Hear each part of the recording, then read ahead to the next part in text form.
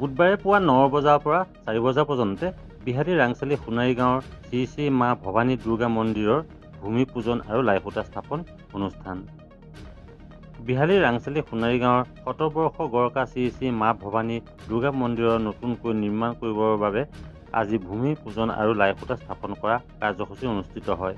বেদৰ মন্ত্ৰ পাঠেৰে ভূমি পূজন অনুষ্ঠান মুখ্য অতিথি হিচাপে উপস্থিত থাকে যুৱ ব্যৱসায়ী ৰঞ্জন চাপকটা। তাৰ পাছতে লাইসোটা স্থাপন কৰে ৰঞ্জন চাপকটা আৰু ভদ্ৰশিলা কৈলা দেৱীয়ে। ৰাজহুৱা সভাৰ আঁত ধৰে কাশীনাথ উপাধ্যায়ে। সভাপতিত্ব কৰে অৱসৰপ্ৰাপ্ত শিক্ষক ঘনুৰ পখিলে।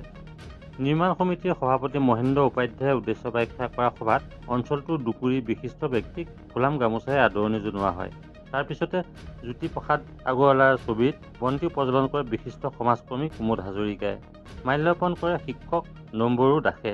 জ্যেষ্ঠ ধৰ্মপ্ৰাণা মহিলা ভদ্ৰশিলা দেৱীয়ে পুষ্পাঞ্জলি অৰ্পণ কৰাৰ পিছতে উপস্থিত সকলোৱে পুষ্পাঞ্জলি অৰ্পণ কৰে।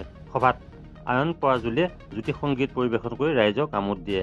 প্ৰায় 50 লাখ টকা ব্যয় সাপেক্ষে নিৰ্মাণ হ'বলগীয়া এই মন্দিৰ 3 বছৰৰ ভিতৰত নিৰ্মাণ হ'বলগীয়া মন্দিৰৰ সম্পৰ্কত বিশিষ্ট ব্যক্তি কুমুদ হাজৰিকা, শিক্ষক কপিল হোমাগাই, প্ৰাক্তন জিলা পৰিষদ সদস্য লক্ষণ ৰয়, শিক্ষক ডম্বৰু দাস আদিয়ে বক্তব্য আগবঢ়ায়। আমাৰ হাতত মন্তব্য আছে, মন্তব্য আগবঢ়াইছোঁ। আমি প্ৰাক্কলন হিচাপে লৈছোঁ।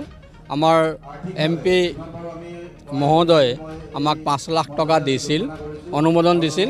সেই 5 লাখ টকাক আমি মূলধন হিচাপে লৈ আমাৰ ৰাইজৰ সহযোগত 44 লাখৰ এটা এষ্টিমেট বনাইছোঁ। সেইমতে আমি আপোনালোকে দেখিছে এই ধৰণৰ আমি এটা মন্দিৰ ইয়াত সুন্দৰভাৱে নিৰ্মাণ কৰিম। মন্দিৰৰ ওপৰ ভাগ আমাৰ 3 ফ্ল'ৰ হ'ব। গ্ৰাউণ্ড ফ্ল'ৰত এটা লাইব্ৰেৰী হ'ব, ষ্ট'ৰ ৰুম হ'ব।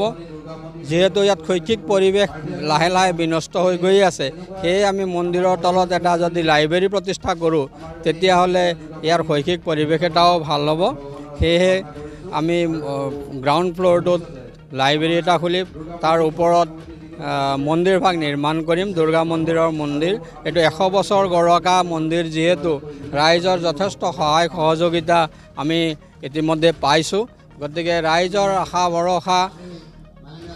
ভৰসা খৰগত কৰি আমি এই নিৰ্মাণ কাৰ্যসূচী আগবঢ়াইছোঁ।